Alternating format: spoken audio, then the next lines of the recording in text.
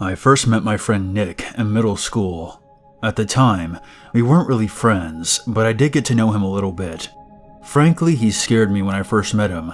He was one of those kids who wore all black, gave himself piercings during class using safety pins, etc.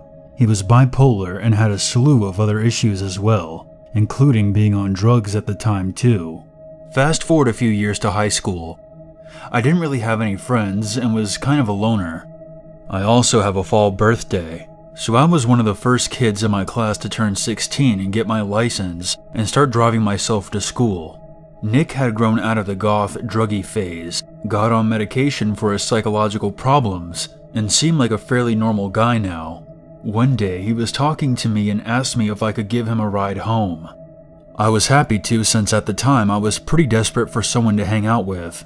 I ended up becoming very good friends with him and another guy he hung out with, and the three of us pretty much spent all of high school as a group. Looking back, they kinda took advantage of me as my family had more money than either of theirs, and I was more than happy to share. I drove them to lunch and paid for it part of the time, when they didn't have money. It was never anything major, just a few bucks here and there, and we really did have some good times.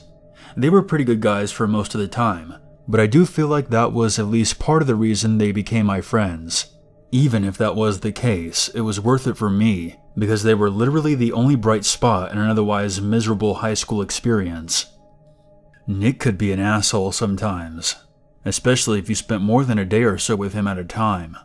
I took a week-long trip to the beach with his family, and ended up hanging out with his brother more than him, because he drove me insane. There was a particular incident at a go-kart track where he literally was screaming at a 10-year-old kid and trying to pick a fight with the kid's father after the race because he had cut him off on the track. He then got pissed at me for not backing him up when I was too busy trying to crawl into a corner and pretended like I didn't know him because he was being so ridiculous. I was embarrassed, and friend or not, I was kinda hoping the guy would kick his ass because he deserved it. After high school, Nick stayed in our hometown and went to the local community college, while me and the other guy went to the state university a few hours away and were roommates. We would see Nick when we came home on the weekends. After that year, he joined us. Nick struggled and was in and out of school, never really trying that hard. At one point, his girlfriend from high school cheated on him and he took it pretty hard. They started adjusting his medication, and I don't think they ever really got it quite right, because he was never the same again. During this time, I introduced him to my girlfriend's sister. We actually had gone to school with her, but never really knew her until I started dating her sister. Anyway, they started dating, and at first, it was cool. We could go on double dates and stuff. I was a little worried though, because I knew he could be an asshole sometimes, and I was afraid of what might happen if their relationship went south. Her parents hated him, and I was always trying to defend him as best I could without making them hate me too. I had gotten engaged to my girlfriend, so I felt like I was always in the middle between my future in-laws and one of my best friends. Eventually they got engaged too, which her parents really hated. They rushed into getting married. I think they had been together for less than a year at the time. They moved in together while we were still in school. Things went south rather quickly. He started expecting her to support him, quit going to school, and said he was going to live on disability for the rest of his life because of his issues, and on top of that, they pretty much fought constantly. They had only been married for around 4 to 5 months when he started threatening to kill her. He even went as far as to detail the plans he had come up with to do it. Needless to say, she left and they got divorced after less than a year. This put me in the awkward spot of having to choose between my fiancée and her family, or one of my only friends. I tried to defend him as best as I could, saying things like, "He's not really like that. His medication is still messed up. He doesn't mean it. He won't really do that." But how can you truly stick up for someone who's threatening to murder his wife? I did the best I could, but ultimately if I wanted to keep my fiancé, I had to lose my friend. Our other friend was supposed to have been my best man, but he refused after what happened with Nick, so I ended up losing both of my friends over the ordeal. Pretty much exactly what I have been afraid of. The last time I spoke to Nick, He had come into the store I was working at with some people I had never seen before. I said hey and waved, and he immediately flipped me off and walked out the door. So that was pretty much confirmation that our friendship was completely over. I'm really not sure how any of this was my fault, but apparently I was supposed to completely leave a 6-year relationship and break things off with my engagement because he was a psychopath who threatened to kill her sister, and she left him. I really wish this was the end of the story, but it continues. Her sister found someone new, who is an amazing guy and is now one of my closest friends, and I have far more in common with him than any of my old friends. He's been like a brother. I graduated, got married, moved homes, and started a family. My now wife's sister got remarried to a new guy, and they had a kid together who is now 3 years old. Everyone was happy and we pretty much forgot about Nick. Until the day he came back to town and started working at the local grocery store. My mother-in-law was the first to see him, and pretty much forbid her daughter from shopping there anymore. She was terrified that he would come after her or her kid if he saw them. They ended up moving to the other side of town shortly afterwards anyway, so not really a big deal. I wasn't as threatened by him, so I continued to shop there. I assume, since it had been 5 years, that he has moved on with his life too. I would see him working a register or something, but other than that, I really didn't go out of my way to avoid him. One day I saw him looking at me and sort of nodded. I didn't speak to him because of the way our last interaction had gone. I was met with the coldest stare I've ever seen. After that, anytime I was in the store, he would be there following me around. It was almost the way a store will have a worker shadow someone they think might be stealing. Whenever I looked up, he would be nearby. When I left the store, he would head outside to bring in carts or something, and watch me until I was in the car leaving. The last time I shopped there, I made the mistake of taking my newborn son. He started fussing, so of course I picked him up, and I tried to calm him down. At that point, Nick walked by and slammed into me, nearly making me drop the baby. He then walked off like nothing happened. I decided that day it would probably be best if I just started shopping at Walmart, and realized that I'd forgotten to sit out the trash to be picked up. It was around 3 a.m. when I went outside to move the cans to the curb. As I walked out of my garage, a large van with blacked out windows suddenly came down the street and just stopped at the end of the driveway. I was nervous since it was 3 a.m. and it clearly was not a neighbor. So I took my time fiddling with the cans beside the house, waiting to see what they were going to do. Eventually, they slowly went down the street and stopped. I put the cans out as fast as I could and went back inside, making sure all the doors were locked. I went to sleep with my gun on the nightstand. It was also around this time my grandmother's house was broken into. Whoever did it knew where everything in her house was, because they didn't rummage through anything.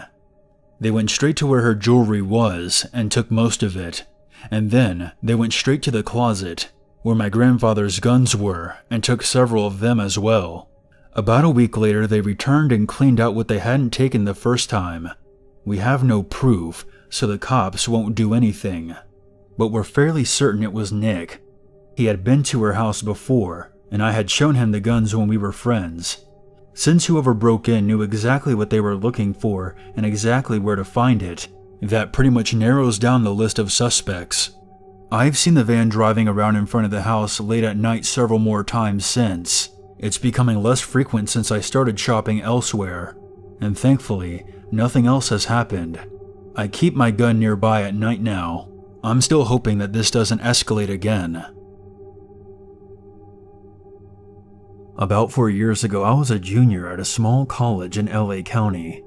Bordering my town was a large cavernous region known as Turnbull Canyon.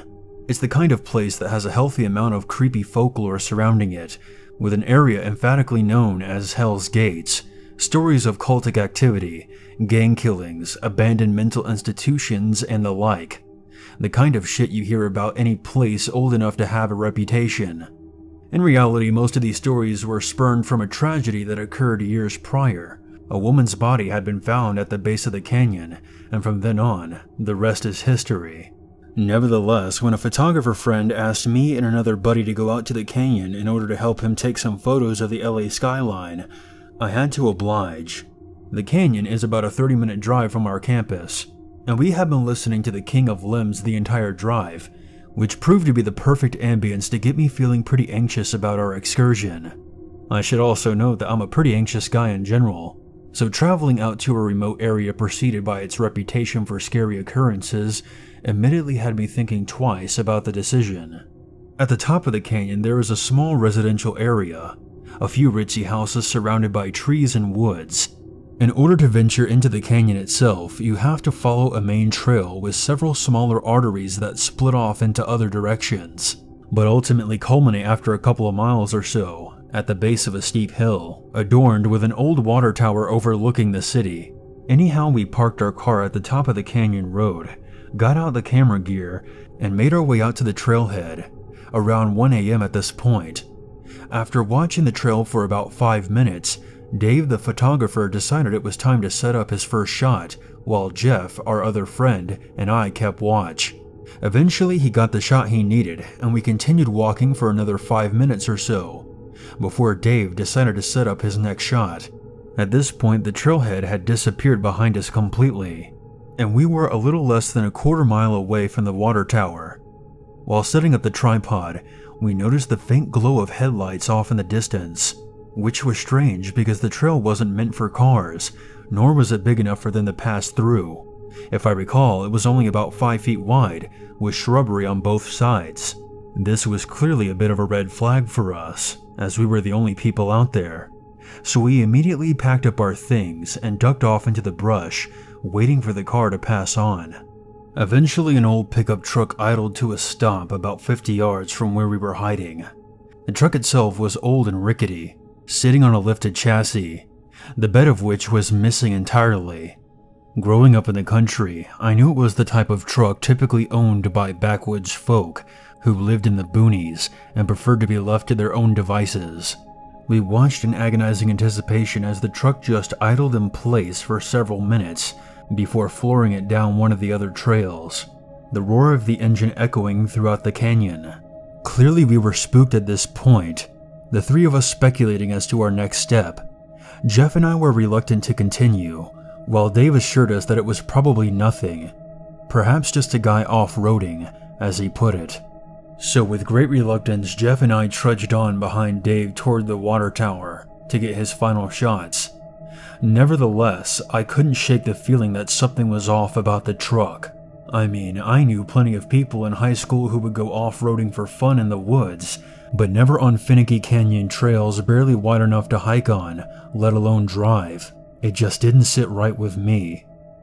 After walking without interference for about an hour, we finally made it out to the water tower, climbed up to the top, and took in the view of the city.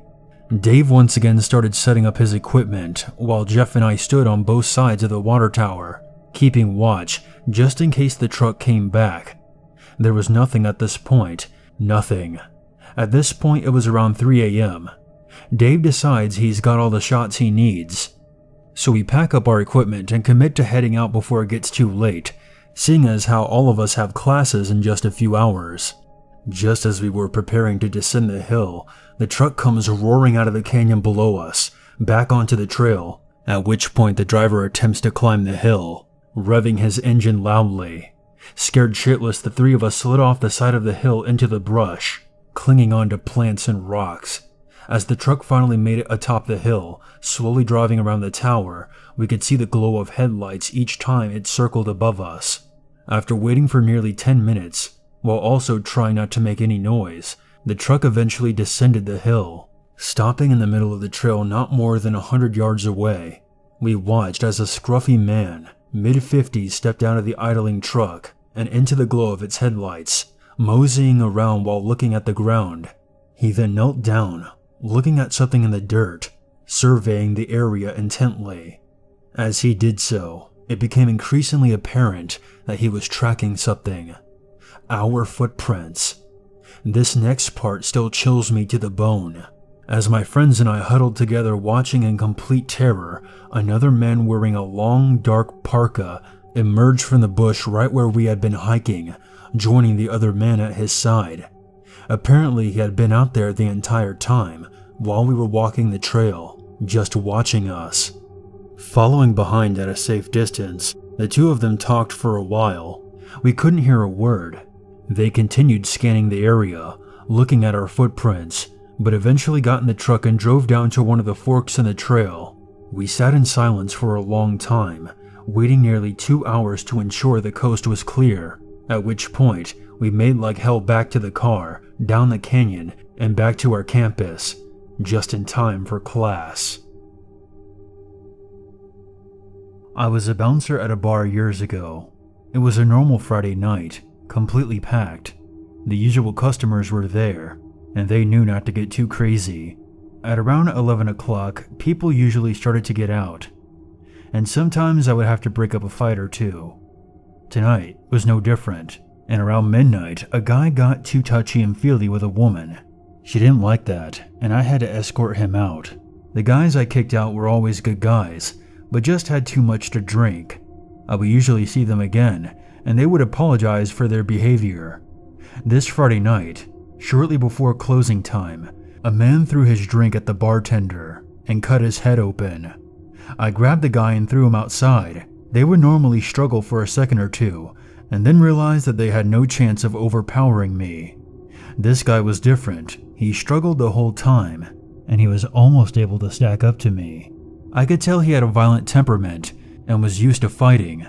After his ass hits the sidewalk out front, he sits up and says something like he'll be back, or that I would see him later. I can't remember exactly. The bartender was alright, but he did need to go get a few stitches. It was closing time anyway, so we just told everyone that we were wrapping up the place in 20 minutes, and we would appreciate them making their way out. I helped clean up as I always do, and when I was finished, my buddy who worked at the kitchen always left with me out the back door. We were walking down the alley behind the place when two of us noticed that there was somebody behind us. We just kept walking. I turned left down the street where my car was parked.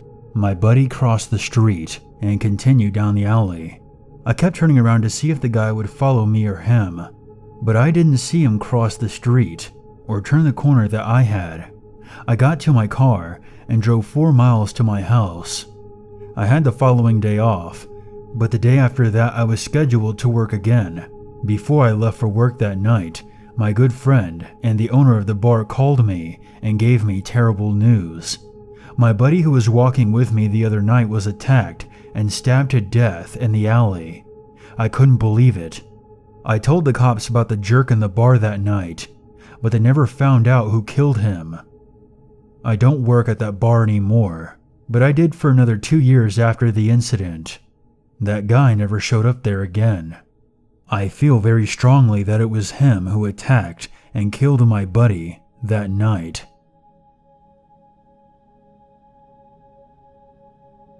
This happened many years ago, probably about 20 years ago actually, when my single father moved myself and my 2 little sisters to a not terrible but not great suburb of Denver, Colorado.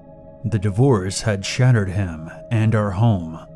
My mother left him for another man, and the burden of raising 3 girls befell him. Skip forward a couple of months. I'm 10, my sisters are 8 and 6. We had grown fairly accustomed to the neighborhood and the close surrounding areas. My dad is working 10 a.m. to 6 p.m. in Denver, where all the best pay is, and the responsibility of my 2 little sisters became mine. I was the eldest after all. We hadn't quite melded with other kids in the area yet, but being the 3 of us, we didn't mind.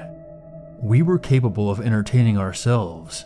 We used to ride our bicycles everywhere, to all the surrounding neighborhoods, the hiking trails along the river that led everywhere, even along the train tracks, which we could find numerous amounts throughout the town. One set of tracks in particular, in fact, the closest set to our home, had a long ditch, like a valley along both sides of it. I think in retrospect, it had been some type of flood barrier to prevent the river from flooding out the neighborhood across the street. Anyway, on one side of the tracks, it was a sheer drop-off, with heavy bushes and undergrowth preventing the ground from being easily accessible, and on the other side there had been a path carved out. It appeared to be by vehicles, maybe servicing the train tracks in prior years, but it was extremely deep. They called it Dead Man's Ditch, I found out later on, but this information doesn't become relevant until later. So as I said, we used to ride our bikes around town a lot, especially in the summertime, during the day while Dad was at work, and we could travel further than he allowed. We also had a game we played, similar to Punch Buggy, combined with a license plate game. If any of us saw a license plate with double or triple characters consecutively, example double B's or triple zeros, we would announce it, and then we would attempt to hit one another. It was barbaric, but we were siblings, so it's not outlandish. I don't want to share mine or my sister's names here, but on this particular day, we had been riding around for hours, and we were past the hottest part of the day. It was cooling down and was gearing up for sunset. We had made our way back toward home, and we were less than a 2-minute bike ride from our house. I had been hanging back a bit, so both of my little sisters were in front of me, the youngest in front, the middle coming up on her left, and myself about 6 feet behind. A few minutes prior, a silver sedan had driven past us, going the opposite way. The car's plate had double sixes, which I had called first. As we were heading up the street, I heard a vehicle accelerate impatiently behind me. This set off red flags, because where we were riding, we actually affected the oncoming lane.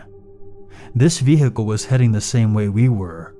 I turned to look, and automatically glanced first at the license plate, then at a silver sedan. Mr. Double Six was back. Now I could see him. He was Hispanic, in his mid-40s, wearing a blue and red flannel, with no shirt underneath. He didn't say a word. He just looked at me for a second, and then sped up, veering into our lane. I watched in horror as his open driver's side window lined up with my baby sister, and he reached out and grabbed her hand and the handle to her bicycle. He slowed down a bit, trying to pull my sister off her bike and into his open window. But something happened in his car, because all of a sudden he released my sister and put both hands back on the wheel. She took the chance and pushed like hell on her bike, racing towards Dead Man's Ditch. My other sister and I followed suit. After a moment of what I now know is tunnel vision, I heard the acceleration of the sedan again behind me. By this time, we were all hysterical, and I was trying desperately to see through tears. This guy wasn't giving up. Whatever his deal was, he didn't want to let it go. Dead Man's Ditch was approaching quickly. Thinking on my feet, I directed both sisters down the ditch, assuming Double Six wouldn't destroy his vehicle attempting to follow. My youngest sister cowered in fear at the top, whimpering about being afraid of falling. The middle sister did not need to be told twice. She flew down the hill like it was nothing. As I caught up to them, the car was right on my back tire. So I said, "Just go. This guy is going to kill us." I remember hearing her take in a huge breath and letting her bike go down the hill. I held my breath until I was right behind her. All three of us made it down the hill, and the guy pulled his car right up to the opening of the path. He got out of his car, and he was naked, wearing only the aforementioned flannel shirt, and boasting a giant hard-on, which he proceeded to tug and wave in our general direction. I stood between my sisters and this creep, and after a few minutes of his exposure, I guess he decided that we weren't worth the destruction of his car. He got back in his car and drove away. My sisters and I were both hysterical, although my 10-year-old mind had switched to business mode, and the tears ceased to follow. My only concern now was getting my sisters home safely. We waited for about a half an hour, but the car never came back. We braved the emerging trail and hightailed it home. When we got home, we told Dad everything. He was outraged, understandably so, and took us in his car to drive around to try to find the man, but we didn't find him. But my dad called the police once we got back home, and we filed a report. Unfortunately, with only a description of a silver 4-door car, with a license plate that began with 66 and an older Hispanic man, wasn't enough to track him down. They filled in Dead Man's Ditch a couple of months later, but not before it had saved our lives.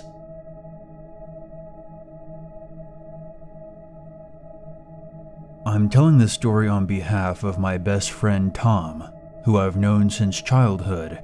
He served with the Army for several years in infantry with the 1st Battalion, 75th Ranger Regiment.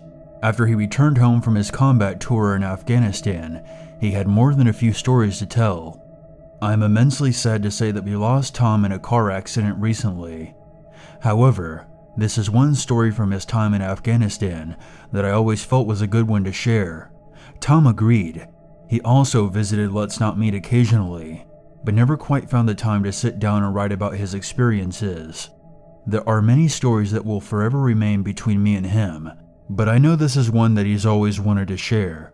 With that in mind, I'll do my best to pass it along. I want it noted that the details are somewhat hazy, as it's been a long time since his last retelling.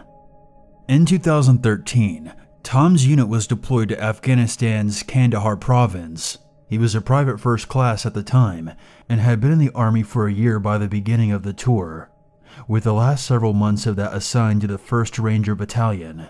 He'd gone through immensely difficult training, up to and including jumping out of several airplanes to get to where he was now, and as such was eager to finally do his job. He ultimately participated in 19 combat missions during his 4 months in country, all of them night raids aimed at high-valued targets, local Taliban cell commanders and other persons of interest. You see, the Rangers and other special operation forces specialize in nighttime operations. They train at night and operate frequently under the cover of darkness. The Taliban lacked widespread night vision optics, whereas each individual ranger was equipped with some of the finest NODs money could buy, and the accessories to complement them. With that advantage on top of their large numbers and superior training, it was hard for them not to feel like they owned the night whenever they went out. However, this wasn't always the case. One night, Tom's platoon was tapped for yet another HVT raid. After the typical briefing and preparation process, the 30 or so guys boarded the Canucks and proceeded to the targeted location, disembarking under the cover of darkness to secure the area.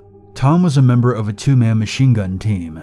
His team leader, Corporal Kyle, manned the M240L machine gun. As his assistant gunner, it was Tom's responsibility to carry spare linked ammunition belts, call out fire adjustments, and act as a bodyguard to the corporal and his weapon, should the enemy attempt to flank them. After leaving the chopper, Tom and Kyle moved forward to their designated blocking position, a vantage point in which a fire team can set up and intercept enemy forces attempting to enter or leave the targeted area. The target in this case was a small village, seemingly abandoned and heavily deteriorated, with crumbling masonry and multiple bombed-out huts. The entire place was incredibly unsettling, showing no signs of life other than a single black cat that slinked amongst the shadows of the buildings. The moon was high in the sky at night, bathing the ramshackle collection of seemingly ancient structures in an eerie light. After ensuring the M2 was set up, Tom surveyed the village, focusing on a damaged stone wall less than 50 meters away. There was a hole punched out in the center of it, just large enough for a man to stick his head and shoulders through. He watched the hole intently for almost the entirety of the mission, infrared laser lined up, and M4A1 at the ready, expecting the barrel of an AK-47 to appear at any moment. But it never did. The rifle teams proceeded into the village and searched it from top to bottom, finding no trace of the HVT they were after, or any signs of life at all for that matter. Kyle and Tom relocated to link up with several members of a rifle squad in a large ditch over 100 meters away from the target site. They continued to watch the perimeter as discussions were being held on how to proceed. That's when all hell broke loose.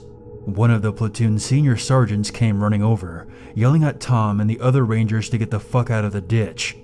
The comms net exploded with orders to fall back to the LZ for immediate exfiltration. Tom and Kyle were beyond confused. Had EOD picked up on something? Maybe they were all standing on top of a buried IED belt, something far from unheard of. The Canucks double-timed it back to their location and landed, allowing all the Rangers to board. After a final head count to ensure no one had been left behind, the helicopters lifted off and returned to the airfield. The mission had lasted less than an hour, seemingly ending as soon as it began, all without a single shot being fired and no contact with the Taliban. Or so Tom thought. After returning to base, the platoon was debriefed, and the reason for the sudden scrub of the mission became very clear. Shortly after Tom and Kyle had posted up in the ditch, signal collection specialists attached to the Rangers had picked up on enemy radio chatter in the vicinity of the assault force. Very clearly and calmly, the Taliban had spoken. "There are 6 men in the ditch. 2 of them are manning the machine gun on the leftmost edge. They are facing the northwest. You can flank them if you follow the brim." They proceeded to list a multitude of details about the assault force and their positions. They were stalking the Rangers, hunting the hunters. Based on the chatter, it was clear that an unknown number of insurgents were setting up for a potentially deadly ambush. Other than the intercepted broadcast, the Rangers had been completely unaware of their presence. None of the men on the ground had seen any indication of enemy activity. The trained canines hadn't picked up on any scent. The drones and Overwatch aircraft circling the area didn't see a damn thing, even with thermal vision. Yet the Taliban were listing numerous, meticulous details about the Rangers, as if they were standing next to them in the darkness. It was a humbling experience for the entire platoon. For Tom, that mission always sent a shiver up his spine, looking back on it, even though later ops during the same deployment involved full-scale firefights and ambushes.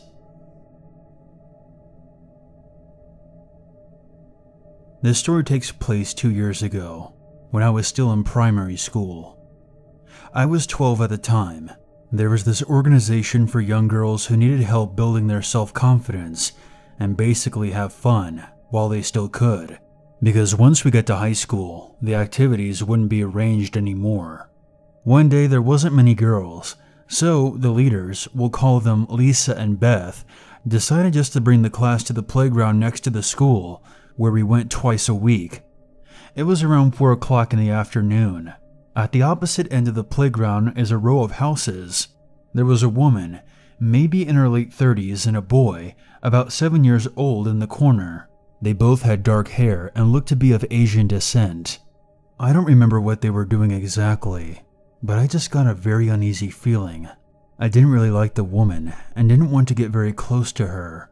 She just seemed so odd in her mannerisms and gave me the creeps. But luckily they stayed in the corner and I stayed close to Lisa and Beth, so I figured it would all be okay.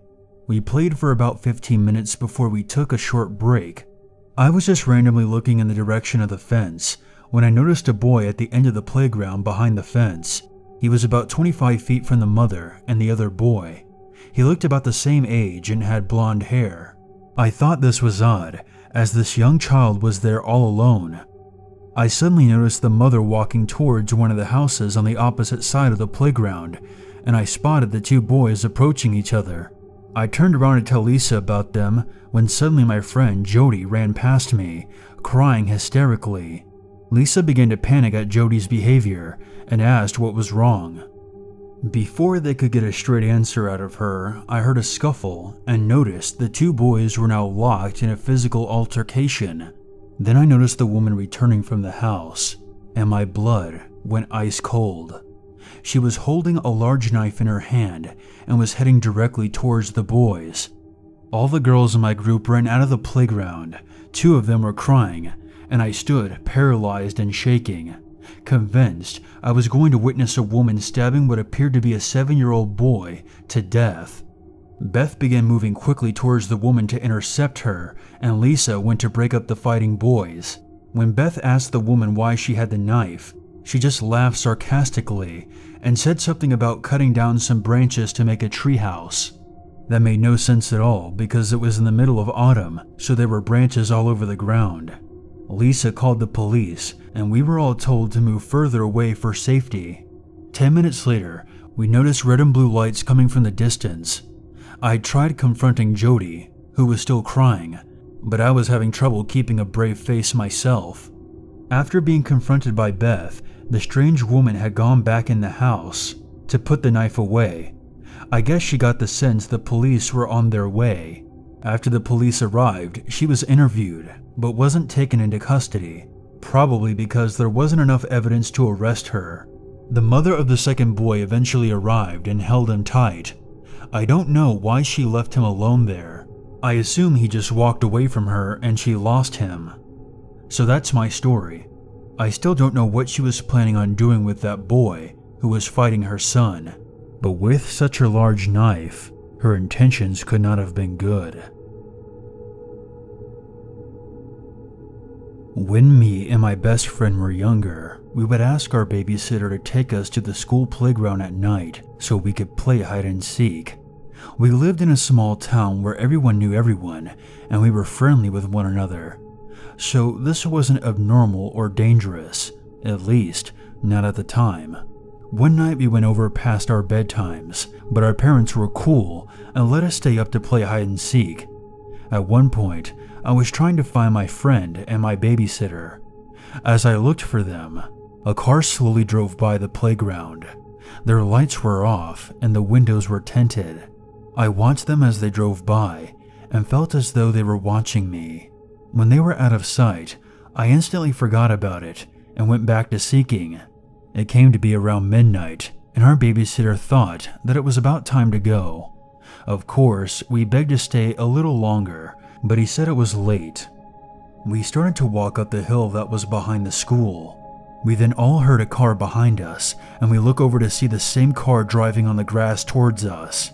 My babysitter instantly grabbed both of us and threw us over his shoulders and started running towards the bushes that cut us off from the other street.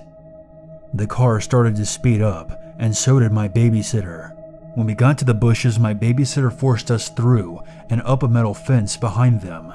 I ended up getting cuts everywhere, but worst of all, I cut my leg on the fence and was bleeding badly.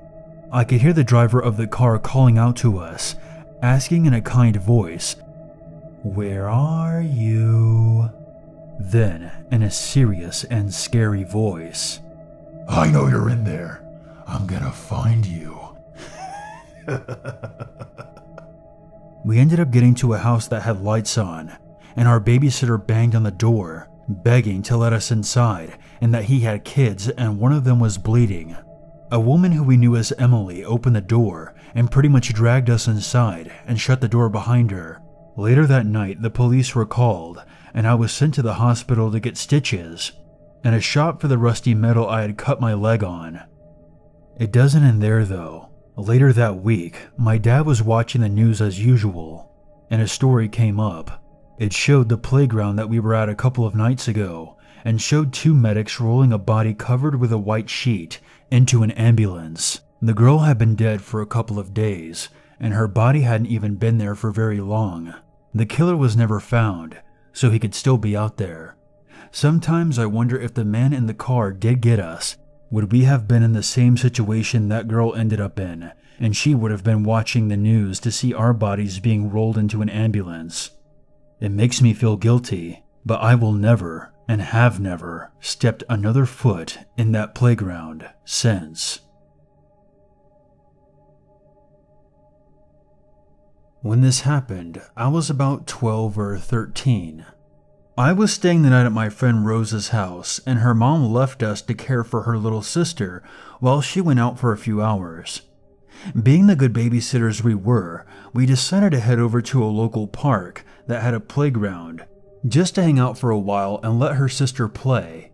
We had been there for about 30 minutes, and we were just hanging out and pushing her little sis on the swings when two guys showed up and sat at a picnic table close to the playground. The first guy looked to be in his teens, probably 5'10", short dark hair, brown eyes, and medium build. But the other guy had to have been in his early 30s. He was very large, probably at about 6'1", 250 pounds, and had a full beard and shoulder-length curly hair with green eyes. We noticed when they sat down, but didn't really give them a second thought. Apart from their age and physical appearance, there was nothing that really stood out about them, until the older guy, whose name was Chris, decided to start a conversation with us. At first, he asked us our names and gave us theirs, and then asked what we were up to today. Still being the polite kid I was raised to be, I answered him, but I kept my answer short and continued to play with Rosa and her sister.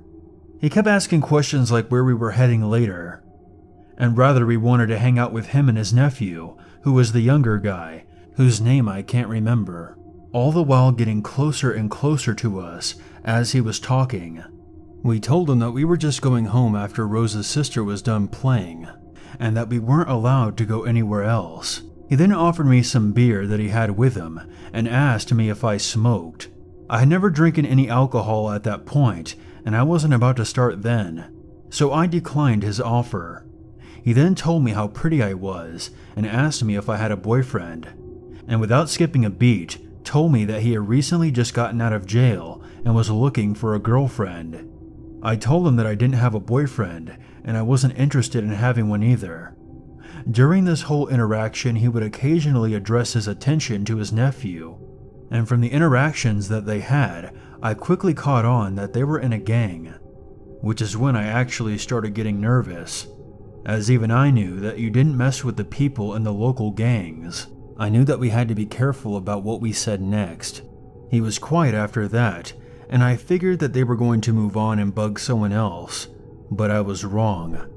He then asked me again what we were going to do later and if we wanted to hang out with them instead, telling us how much fun we would have and how they could buy us beer or whatever we wanted. I told him again we couldn't go anywhere and we had to watch Rosa's little sister. Then he went quiet again. I know he should have just picked up and left right then, but I had just started getting into my rebellious stage and thought we could handle these guys, no problem. And they weren't really a threat. We weren't ready to go back to Rosa's house just yet, and we went and sat on another picnic table, thinking that if we ignored them, they would get the hint and go away. Of course, not 1 minute later, Chris and his nephew came and sat with us. His nephew stayed at one end of the table, but Chris decided to come sit right next to me, and started telling me again about how pretty I was, and how he could be my boyfriend, and we should just go and hang out at his place, or wherever I wanted to go. At this point, his nephew started looking kind of nervous. He was very casually chatting with Rosa, but I could tell he realized how young we were, and that his uncle was really starting to cross the line. He told him he thought they should go do something else because Rosa and I couldn't go anywhere, but Chris wasn't having any of that. I don't remember what he said next, as he was still sitting next to me, but the next thing I know, he puts his arms around my shoulders and pulled me into his side. I was completely caught off guard and didn't even know how to react. I had never had an older guy that close to me, let alone touch me like that. I know I should have at least pushed him away or done something, but I just froze. He kept saying again and again how he could be my boyfriend and he would take good care of me, asking me if I could go somewhere with him. But I told him no and started trying to slowly get out from under his arm without making a big deal out of it. At that moment, I started getting scared as he was getting really pushy and I didn't want to piss him off as it was just us in the park and I couldn't see or hear anyone else around. He then pulls me closer to him, and this time he kissed me. It wasn't just a quick little peck, it was a forceful, lingering kiss that completely threw me off. My mind started racing. I couldn't believe what just happened, and even Rosa was just sitting there with a look of complete shock on her face. I decided that I had enough of this, and we had to get out of there. I pulled away one last time, and he told me again we should go somewhere to have some fun. He wasn't very creative, and just kept saying the same things over and over again, just wording them slightly different. It was now very obvious what he had on his mind. I told him that it was getting late, and we had to get Rosa's little sister home, as her mom was going to be back soon. He didn't seem very happy with hearing that, so I told him that we had to take her sister home, but maybe we could come back and hang out with them some more. It was obvious he didn't want to let me go, but I promised that we would come back. Finally, I guess he either believed me or just decided to let me up, so I could go get Rosa's little sister to carry her home. I had just turned around and was getting ready to tell Rosa that we had to leave now, and suddenly he changed his mind and stood up and came over to me. I had just put Rosa's little sister down for a moment, as she was getting kinda heavy for me, and I knew that we had a ways to walk, so I wanted to give my arms a break for just a second. He took that opportunity to grab me from behind and pull me into him, kinda like a bear hug with his whole body pressed up against mine. A whole flood of emotions ran through me at that moment. Fear, confusion, and still a bit of denial that he would really do something to hurt me. But I knew it was wrong either way, and I needed to get the hell away from him. I was still kinda in a state of shock at the time, but I knew I had to keep my wits about me. I decided to play along and try to work out a way for him to let us leave without making him mad or think I was lying to him. I told him again that we had to go and that Rosa's mom would get mad and come looking for us, but I promised him that we would just drop her sister off and come back. He let me go, but still didn't seem convinced. I told him again as convincingly as I could that we had to take Rosa's sister home and told him just to wait for us there. He seemed to have bought it, so we quickly started walking back to Rosa's house while he and his nephew were sat at the table. As we started walking, I glanced back and saw his nephew trying to get him to leave again. So I thought, great, they're leaving, so there's no way they're gonna see where we're going or follow us. Wrong. Just as I thought they were leaving in the opposite direction, Chris decided to follow us. We had a bit of a head start, but he was a really big guy and was gaining on us quickly. We hurried as fast as we could because we didn't want him to see where she lived, so once we got on her street, we took off running. We finally got back to Rosa's apartment and thought we were in the clear. I could hear Chris calling out my name, but I couldn't see him, so we all went inside as quickly and as quietly as we could. Once inside, we all went over to the window. I could still hear Chris calling out my name and getting really close, so we decided to stay quiet and carefully watch from the window to see if they had seen where we went. Luckily, they kept walking past Rosa's apartment. We both breathed a huge sigh of relief and then started freaking out, cause neither of us had ever experienced anything like that before, but we were so glad it was over and we were in the clear. Shortly after that, Rosa's mom got home and we went out to meet her in the parking area. Neither of us had any intentions of telling her what happened, as Rosa's mom wasn't the nicest, and we were sure we would have gotten into trouble even though we didn't do anything wrong. We all get back upstairs and we're just chatting with Rosa's mom and her younger brother. Then, we heard a knock at the door. My heart stopped as I could swear I heard Chris's voice on the other side of the door. We both went back into the kitchen as Rosa's mom went to answer the door. It was Chris and his nephew again. Somehow they must have seen us when we went out to meet her mom in the parking lot and saw which apartment we went into. They asked Rosa's mom if we were there, but luckily we were smart enough to give them fake names. And even then, Rosa's mom was having none of that and told them to get the hell out of there and slam the door in their face. Of course, Rosa's mom knew something was up and asked us if we knew them, but we weren't about to admit that, and we just told her that we had no idea what was going on or who they were. I don't think she really bought it, but she left it at that and told us not to answer the door. Later that evening, her mom was going out again, so it was just Rosa and I in the apartment. We were just hanging out in the living room, talking about how crazy that afternoon turned out to be and how glad we were that we didn't get into any trouble. And then we heard it. Two voices that sounded very familiar just outside the window. I was terrified to even move. And then came a knock at the door. There was no way that we were going to answer it. so we just kept as quiet as possible and prayed they would just go away. They called out our names and tried knocking again. Then one of them tried turning the doorknob. Thankfully, Rose's mom had locked it on her way out. They tried knocking one more time. What we heard next was their footsteps walking away from the door. We never saw either of them again, and we didn't go back to that park again for quite some time. It was an incredibly surreal experience. However, I will never forget his face, the feel of his body against mine, or that he reeked of cigarettes and beer. This is a story I've been sitting on for a long time, mostly because it makes me realize that it's not over yet. The clock is slowly ticking until the time comes when he is free. And while I hope he's long since forgotten me, something tells me he hasn't.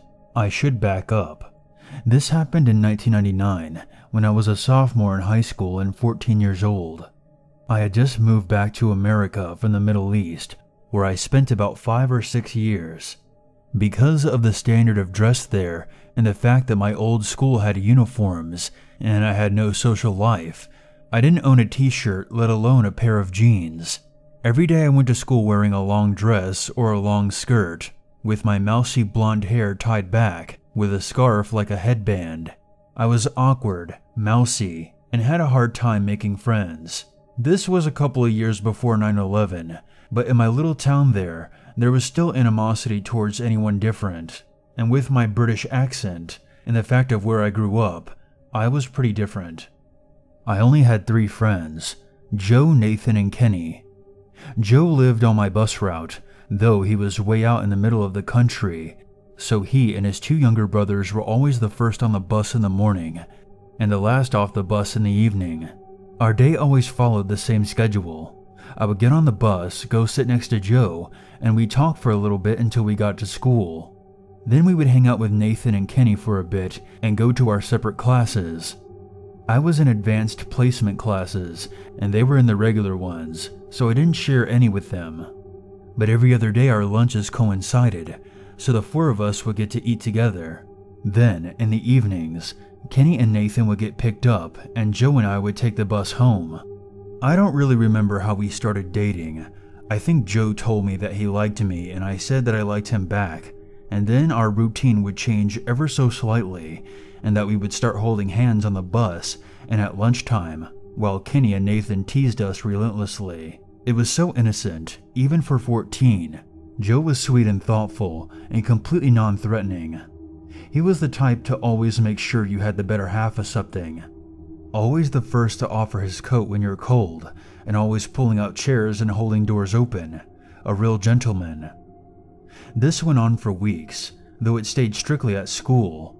We weren't able to see each other outside of school because he always had to go straight home, or his mother would be furious. Sometimes he would come to school with bruises, but he always said it was from roughhousing with his brothers, and I didn't really have a reason to doubt him. Then one day there was an upcoming half day from school.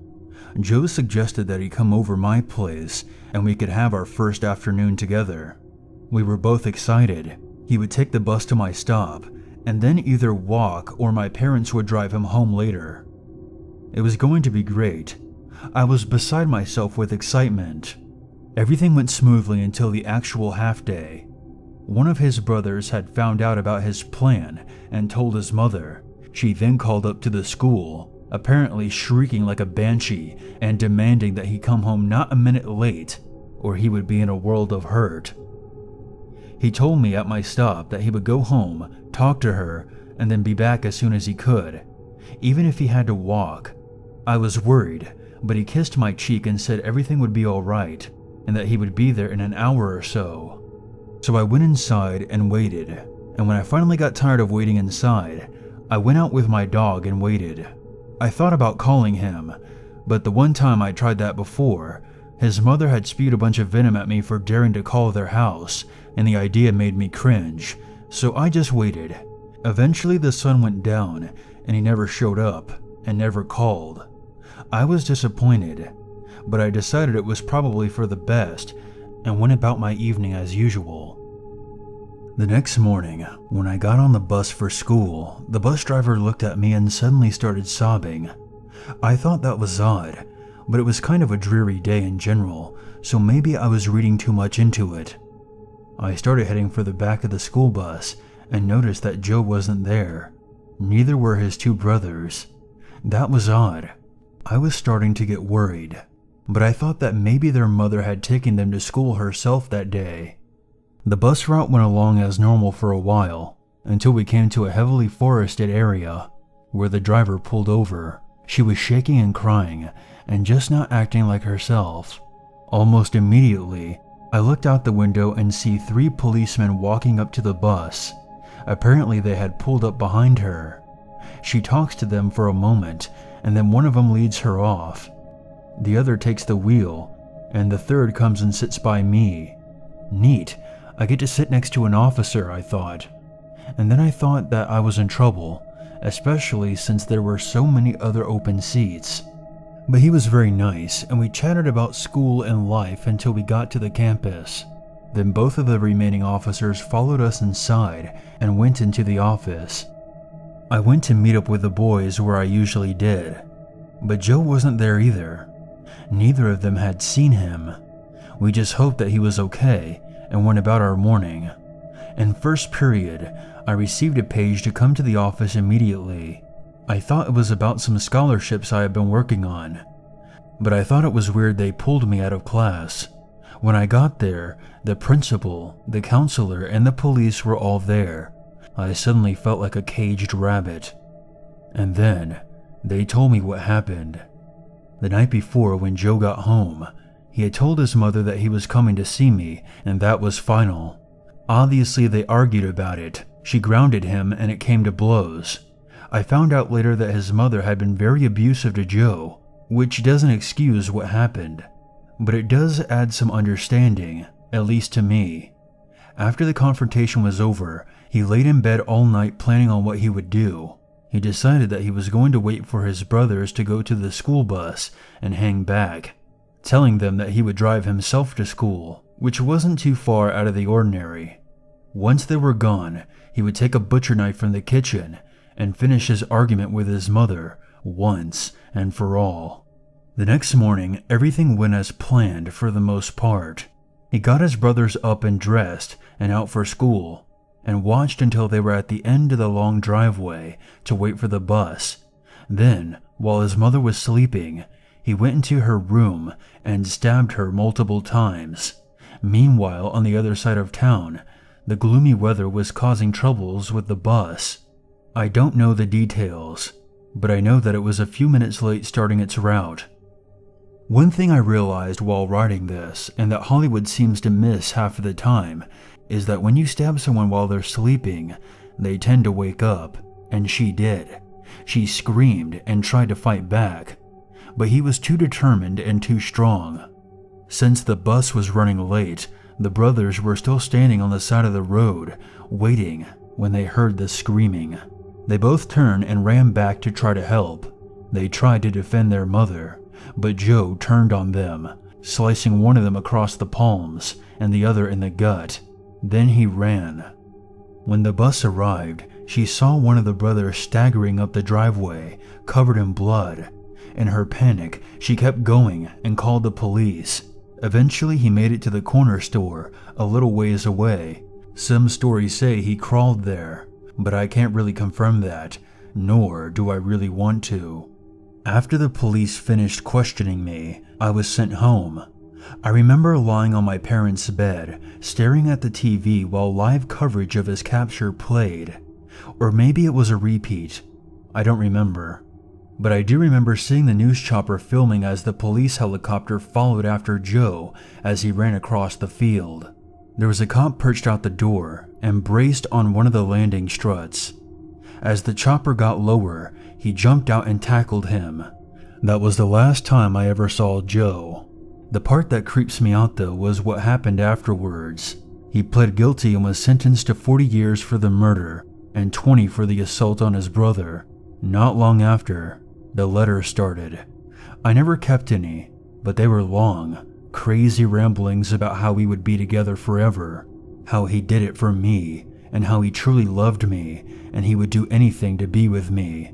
No regret, no remorse. He was happy about what he did, if it meant I was his. We moved a while later, and the letter stopped. I'm happily married now, and getting on with my life. But every time I think about him, I remember he's up for parole in 2020. What happens when he gets out? What happens if he comes looking for me? This story is told from the point of view of a female.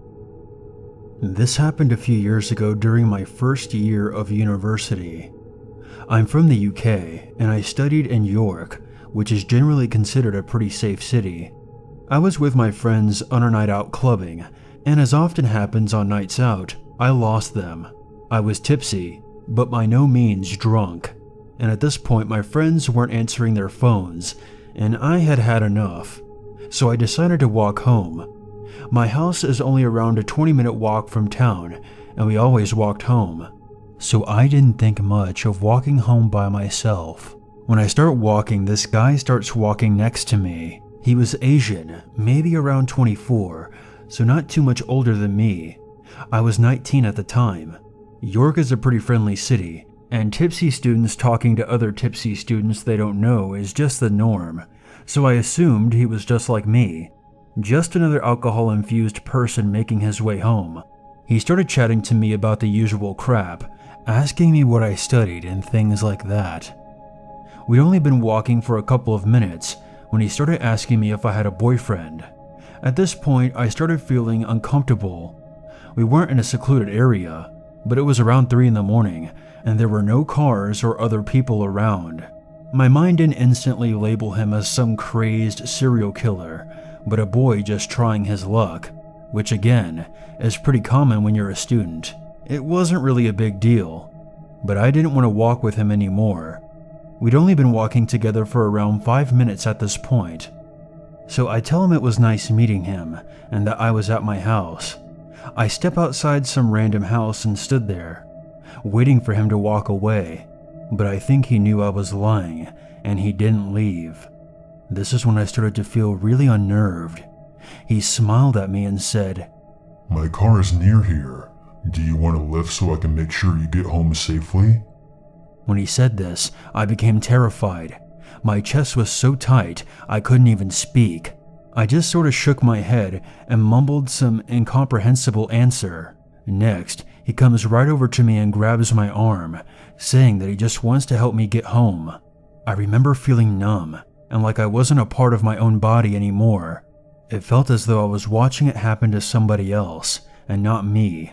I always thought that I would fight back if something like this ever happened to me, but instead, I was frozen in fear. I don't remember where the car was or how long it took us to get there. I just remember feeling kind of floppy and letting myself get tugged along. The next thing I remember was him opening the passenger door and me getting in. I think he asked me where I live, but I couldn't answer at this point. He started telling me what a pretty girl I was and how he just wanted a nice girl to talk to at home. I sat completely still and staring ahead. He then put his hand on my thigh and started stroking it, and then began touching my breast while continuing to drive one-handed. I felt disgusting and guilty, but at the same time I thought I deserved it for getting in the car in the first place, so I just let it happen. I remember thinking I should fight him off or try to get out of the car, but I honestly couldn't even speak, let alone summon the energy to struggle. I had no idea where he was taking me, but I knew that we were heading away from the university area. After around 10 minutes, I seemed to unfreeze, and it really hit me what was happening. I genuinely thought I was going to die in that car.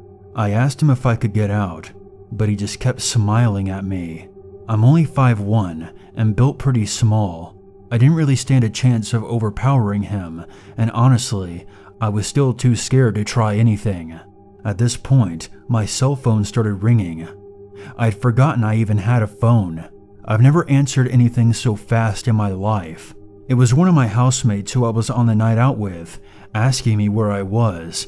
I didn't even look to see if the guy was responding, but the next thing I know, he's pulling over and telling me to get out of the car. I had no idea where I was, so I walked around looking for a street name and rang a taxi. I was sobbing and told the taxi driver what happened, and he told me to tell the police and even offered to take me there, but I couldn't bring myself to do it, and I didn't want to stay in that car any longer than I had to. I got dropped off at home and promised that I would inform the police in the morning. I never told anyone else about what happened that night, and I blame myself for being stupid enough to walk home and for not being strong enough to fight. I pretty much willingly got in his stupid car and let myself get assaulted. I could have been raped or murdered. This whole incident has made me very distrustful of men. I have depression, anxiety, and issues with self-harm, which were triggered by what happened. This story is from the point of view of a female. A few years ago, I held 2 jobs, one at a taco place, the other at a small general store. The taco place was always busy. We were separated from the customers by a counter, which was about elbow height. Interactions with customers was pretty much kept to a minimum, so we could be fast and focused on making food and moving on to the next customer. Working at the general store was a lot different. It was much slower paced, except around noon, when every old person in town wanted to shop, it seemed. I usually worked nights at the general store and days at the taco place. The work at the general store consisted of cleaning and unpacking boxes to stock the shelves, and the majority of my chores didn't involve me being behind the counter. This led to a lot more interaction with the customers in a more friendly environment. It was here that I had the encounter with the crazy man. He was a bald white guy somewhere in his 30s or 40s. Since I didn't have a car, I was getting rides to my college on the other side of town by my boyfriend, who is now my husband. The first time I saw this creep, he was walking along the sidewalk, blindfolded. It was a busy road with lots of traffic, and he had on a fucking blindfold. I guess he thought he was cool or something by showing off his ability not to stumble and die, but he just looked like a crazy person. When my boyfriend couldn't drive me, I had to walk. It was only a couple blocks from my apartment, so it wasn't too bad. The only time I had to walk in the dark was at the end of a closing shift, so I was never too worried. One day I was working at the taco place, and the blindfold man tries to talk to me.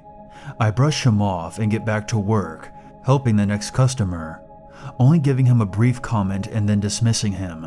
Apparently this made him mad because he stuck around, hoping that work would slow down, but it didn't. I didn't see him again until a few days later. He came into the general store, wearing the blindfold again. He took it off to shop, and then came up to the register to pay. He didn't say anything. He just stared at me as I rang up his items and told him the total. He handed me a wad of sweaty, crumpled bills that he pulled out of his pocket. I gingerly put them in the register and gave him his change. I handed him his bags, and he stared at me some more, and then left. I washed my hands and then continued on with my day. I had forgotten all about him until a week later. He shows up at my job at the taco place with a yellow plastic bag from the general store. He had obviously gone there first and then came to the taco place looking for me. For once we were slow at the taco place. He called me over to the counter. "I know your mom," he said. I honestly didn't doubt that. My mom was into some heavy shit back then, and this guy seemed to be a tweaker. Suddenly he pulls out an envelope full of $20 bills and throws it on the counter, smiling. He backs away towards the door, not saying anything else. "What's this for?" He shrugs and says, "I want to help you guys out." I take the money and look at it. I then test it with the pens we have by the registers. It was all real. He had actually given me a wad of cash that came out to be $500. Don't get me wrong, I was grateful, but I was also sketched the fuck out. After my shift, I walked over to the police department, which also was in the same lot as my other 2 jobs. I rang the intercom and they eventually sent out 2 police officers. I explained the situation. They didn't really take me seriously. They thought I was being some paranoid girl trying to friend zone some nice guy. They told me that there wasn't anything he had done wrong, and that money was mine. I had been willing to give up the money as evidence in case it was stolen or obtained due to selling heavy drugs. The guy did claim he knew my mom. That of course turned out to be a lie. The cops left and nothing more came of it. I had put the incident behind me until I saw him again. It was at the store, and I was ringing him up. This time, instead of staring and saying nothing, he asked me for my phone number. Now guys, never hit on a girl who works in customer service. She is obligated to be polite to you, but that doesn't mean she likes you just because she's being nice. Plus, it's an extremely uncomfortable situation to be in. Anyway, I came up with the first excuse I could. I don't have a phone. He didn't even blink. He just went from standing there to suddenly leaning over the register and growling in my face. What's the matter? You don't like me? You think you're too good for me? I gave you all that money. What's wrong with you? I took several steps back. What the actual fuck? Then I heard my boss call my name from across the store, asking me if I could help her adjust some shelves. The guy then walked off and left the store. I took a moment to call my boyfriend and have him come pick me up. At the end of my shift, I realized that was good thinking on my part, because the guy was standing outside the store smoking a cigarette and waiting for me. After that, I have my boyfriend pick me up and drop me off every day until I finally get a vehicle to drive to work. Later on, everyone at the taco place was talking about a stabbing that happened last night. They told me that the guy waited under someone's car while wearing a blindfold. Once they were about to open their door, this fucker stabs him in the ankle and slides out from under the car. I guess he didn't realize that there were other people in the same parking lot, because as soon as he saw them, he took off running. A few days later, I went into my second job, and my supervisor, who had been with me the night the creep was waiting for me, showed me a picture in the newspaper and an article. A few towns over, this guy had stabbed someone else, but he had actually killed them this time. He stabbed a woman 32 times before he was arrested on site. He hadn't seen anyone around this time with his blindfold. My guess is that there was enough light that he could make out the outlines of people the first time, but the second time, he chose a darker, more secluded location. So lucky for me, I didn't become a victim of this creep, but it's just scary to think that someone this crazy actually lived in the same town as me. It's really something else when you wonder about how many killers or would-be killers you might come across. Hunting is an avid hobby of mine, and it runs in my family. My favorite animals to hunt are deer and boars, as they are quite a challenge, and I love a challenge. I also love hunting in general and camping in the woods. It's therapeutic for me, as you're in nature's natural habitat, which can be greatly appreciated when you're by yourself. Accompanying this are the type of people you meet while hiking. I've met people who have shared their food and campfire with me, but most of the time it's your animal friends who accompany you. I wish this story was all about that, but things took a turn for the worst. I had recently completed an assignment which I would describe as long-winded and quite boring, even though it was my favorite topic, human biology. Due to this, I decided to take a 5-day hike across a vast stretch of woods that were brilliant for hunting. As a hunting enthusiast, I decided to hunt for some deer and possibly some boars if I came across any. So I prepped my water filter, packed my tranquilizer and hunting equipment, as well as my pop-up tent and some snacks. I took the 3.5-hour drive to my destination. I was stoked, as I could unwind around nature and enjoy the atmosphere the woods provided. I arrived at what looked like an abandoned parking lot around 3:30 p.m. All of the bays were empty, and the ranger's office looked as if it had been unoccupied for years. I brushed it off, parked, and began my hike. The place gave me a very uneasy vibe, as if the woods beyond the ranger station were kind of sinister. I can't really describe what gave me this uneasiness. but I honestly just chalked it up to the place being abandoned and creepy. Either way, I headed out onto the path and began scouting the area for animals. These woods were quite exquisite. The sun was shining through the trees, and the animals were up and active. I came across a few deer, but no boars unfortunately. Fast forward to 8:30 p.m. It was uneventful, and it was getting pretty dark. Now I need to add that I'm quite a paranoid guy, as I was robbed at the age of 15, and even though all was okay in the end, that paranoia of something or someone lurking in the shadows stayed with me in the back of my mind, and especially makes itself known when I'm out alone at night. Anyway, I whipped up a fire, cooked up some marshmallows, and warmed up some beans, minding my own business. After this, I decided to go on a late night hunt, as I did a 2-week course on how to hunt prey in the woods when it's dark, and I think it really paid off. 15 minutes later, I put the fire out as I prepared to leave, but then my blood ran as cold as ice, and my hands started to shake when I saw the silhouette of a person about 100 meters away from me. It was unexpected, so I internally freaked the fuck out. As well as this, I noticed a knife in their left hand, and it looked like they were crouching and stalking something, as they had their knife at the ready. I believe it was a man about 6 foot tall, and his back was facing me, so I believed that he didn't notice I was there. After shitting bricks while watching this man for about 5 minutes, he disappeared into the inky night. I got over it pretty quickly. I figured it was just another hunter like myself. I honestly wished that was the case.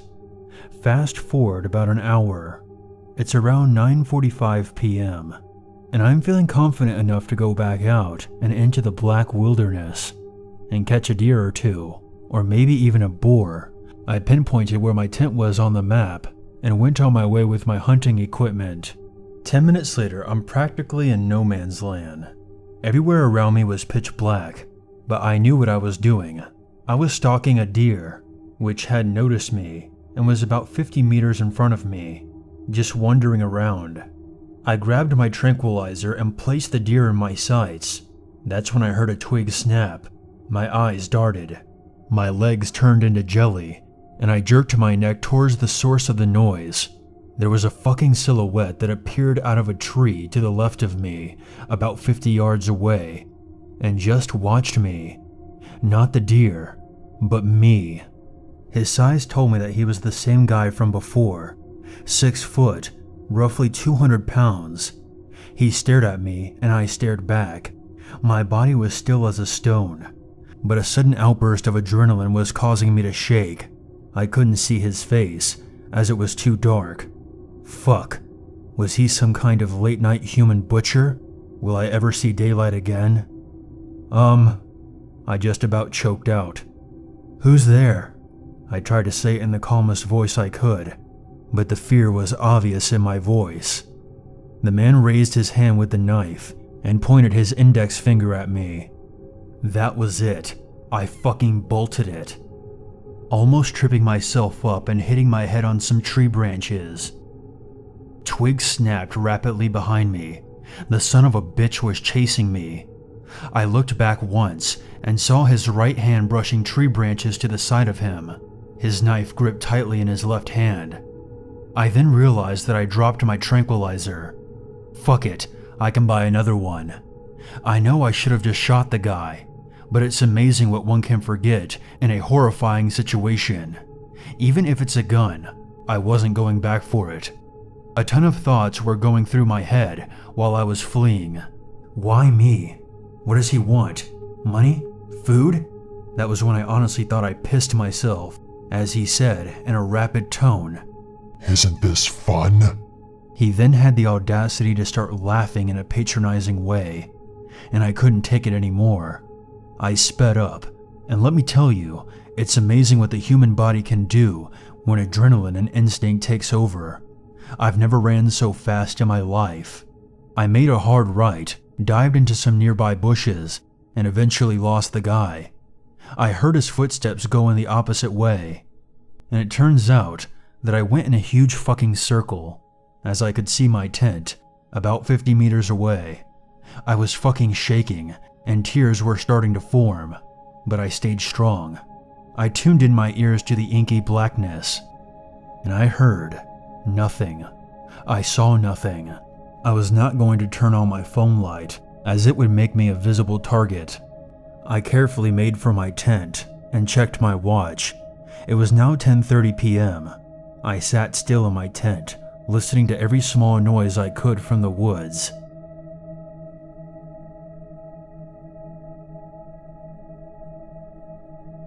I held my breath as I heard a twig snap behind me, and with that, it was accompanied by a low, sinister voice. You think you could run? I win. With that, my tent was sliced open and the fucker popped his head in. He was fucking licking his lips and his eyes were wide open and locked with mine. You lose, he screamed as he pulled out his knife. Fighting was not my strong point, but going to the gym made me a pretty able guy. So as he tried to stab me, I grabbed both of his arms and fended off him plunging the blade into my torso. I tried to disarm the fucker, and he laughed during the process. I thought he was trying to intimidate me. However, I was ready to kill him to defend myself. I restrained his left wrist, but his knife was inches away from going into my foot, so I stepped onto his right hand and pulled back on his left wrist. Then, snap. His left wrist was broke. He let out a blood-chilling scream. I now had the upper hand, and I took advantage of it. I got the knife from his shattered hand and gave him a taste of his own medicine. I sunk the knife deep into his right hand, and he screamed. I landed a few punches, and I think I broke his nose. I grabbed my arm in pain as he fought back and bent it in an awkward position, but I honestly couldn't afford to care about my injuries. He tried to kick me, but I punched him in the face until he was unconscious. I then checked my phone. No service. I picked up the fucker into a fireman's lift, and I remembered my way to the ranger's office, as it was exactly west from my tent. After an hour of struggling with a potential killer on my shoulders, I found the ranger station, and to my surprise, a young man, around 20 years old, was there. I collapsed onto my knees and I explained the situation. And as it turns out, the guy had slashed my left bicep, but the adrenaline numbed me to the pain. The ranger called for backup. I don't know how long it took. I left my belongings. I was not going back up there to retrieve them. The ranger offered to drive me to the nearest hospital in my car, and I did. I took him up on his offer. The Night Stalker was taken away, semi-unconscious. The next day I woke up on a hospital bed to an officer sitting next to it, and what he said next was burned into my memory, never to be erased. When I first saw the killer, his back was towards me, knife in his left hand, and was crouching as I mentioned earlier. It turns out he was stalking another hiker, who he brutally murdered and mutilated. They found chloroform at the scene, hence me not hearing any screams or cries for help. I vowed from then onwards to never go hunting by myself again. The next time I went hunting was 6 months after this incident, with 4 other friends. Although the woods can have a beautiful atmosphere, never judge a book by its cover, as the tables can turn within the blink of an eye. For all of you going camping and hunting, stay safe, and remember, don't think these things can't happen to you. This did not happen to me, but to my boyfriend a few years back, and I decided to share his experience. We used to live in a small farm town, where the largest store to visit was Walmart, so often we would want to buy clothes and other things like that. We had to drive an hour to a larger city, where there were malls and other options. One day my boyfriend, we'll call him Carl, and his friend Edgar, and Edgar's little brother Fabio decided to head out to the city and go to the mall to buy some clothes. They decided to head out around 6 and jumped in Edgar's car and began the drive. Not even 30 minutes into the drive, the car starts to make a weird noise and started to smoke, so Edgar pulled the car over to see what was going on. Now keep in mind that this road is completely isolated. and only has one gas station near the entrance of our town. But other than that, it's just empty countryside. After checking the car, they decided there was nothing they could do about it, and would have to call for help. Now at the time, none of these guys had phones, so that meant hiking back up the road to the gas station, which would take about an hour or more to get to. Edgar tells his little brother just to stay behind and wait in the car, while they went to the gas station. His brother was only 12 years old, so probably not the smartest idea for him, but I guess in their minds it was okay. Anyways, Carl and Edgar began the hike up the road, and decided that if they cut across some fields, they would reach the gas station in half the time, and after quite a bit of walking they arrived at the gas station, and used the phone to call Edgar's dad. Of course his dad was angry that the car was in bad shape, but was even more pissed that Edgar had left his little brother all alone. He told him and Carl to head back to the car, and he would drive down the road and meet them there after work. So they hung up, thanked the guy at the counter, and head out on the long walk back to the car. By this point, it was dark, and when they arrived, they were exhausted and just ready to go home. They walked up to the car to get in, and then noticed that Fabio was gone, and the front window had been smashed open, and glass was everywhere. Carl and Edgar both began to freak out and yell for his brother while looking around the area to see if anyone was nearby. The two of them both began to freak out and yell for his brother while looking around the area to see if he was anywhere nearby. They decided to turn on the car so that the headlights would illuminate the street and hopefully help them look to see if they could find his little brother or what may have caused the damage. They soon heard the sound of a car coming up and turned around to see Edgar's dad pulling on the side of the road beside their car. Once he found out that Fabio was missing, he began to freak out as well. They were so busy being frantic that they didn't notice someone was walking towards them from the direction Edgar's dad had just come from. It was Fabio. He was confused and wondering why everyone was yelling, and they explained because they thought he had been kidnapped. Fabio was surprised to see the window was broken since the car had been in perfect condition when he had headed to the gas station to get something to eat. Edgar and Carl then realized that that was why they never encountered him, since he had taken the main road. Things quieted down as the guys started to inspect the engine. It was only then that they began hearing a rustling noise. Everyone went quiet and listened. Edgar's dad yelled for whoever it was to come out. He grabbed the tire iron and handed Carl and Edgar two other random tools to hold on to as he walked towards the brush. It was then that a stranger emerged from the leaves. He was tall and skinny, and by what Carl told me, he looked to be strung out on some type of drug, with bloodshot eyes, and his movements were just off. Edgar's dad asked him what he was doing out there, to which he replied, "Out for a walk." Edgar headed over to the stranger and started yelling at him for breaking into his car. The guy became very defensive and started yelling back about how he didn't do it. At this point, Carl was still across the street with Fabio when he noticed more movement in the brush. And as he looked closer, he noticed that there was another guy and girl trying to sneak behind Edgar and his dad. It looked like the girl was carrying a large bag and the guy a long pipe. Carl cried out to Edgar and his dad, and they quickly turned around to see the two people just crouching down behind them. Carl said he wasn't quite sure what happened. Next, since it happened so fast, but a fight broke out between everyone. As the scene unfolded, Carl was still beside Fabio and the car and was getting ready to join in, when everything went silent. It was then they noticed that Edgar had a gun pointed at his face from the drugged out guy who was just shaking and stammering that they would shoot them. He kept pointing the gun first at Edgar's face, then his dad, and then back again. He told them that they would let them go and not follow them, or else he would shoot the both of them in the head. He and the two others walked across the street and into the field, disappearing into the darkness. Edgar and his dad were bloody from the scuffle and told Carl and Fabio to get into his car and that they would come back tomorrow to fix the engine. Everyone piled into his car and they took off. Carl said that the car ride home was silent. Now I asked him if Edgar's dad ever called the cops, and he said to his knowledge they never did. Carl was dropped off at his house around 1 a.m. and called me right after that. I remember thinking how close he had been to never coming home. Carl thinks back to that day sometimes and thinks about how lucky he is to have survived. That year there were a lot of car break-ins, and we all wondered if it was the same group of people. I guess we'll never know.